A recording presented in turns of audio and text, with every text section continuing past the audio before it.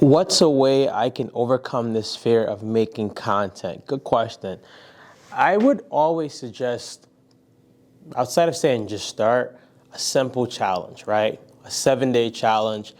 Every day you're gonna make a video. I say video because usually that's the biggest fear that people need to overcome, right? People can like, love, and trust you easier through video than they can with just post at first.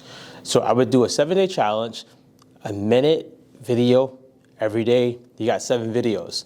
With that, you're gonna find out, do I end up getting on camera and turning into like a superstar, or do I get super shy? If we can overcome that, you'll realize that it's usually you doing a lot of overthinking. Not you, just the person over there doing a lot of overthinking. So let's overcome that. 7 days, I challenge you. 7 days, a video. Post a video. You don't have to make it perfect. You don't have to edit it. Just try to do a minute video for 7 days and see what happens.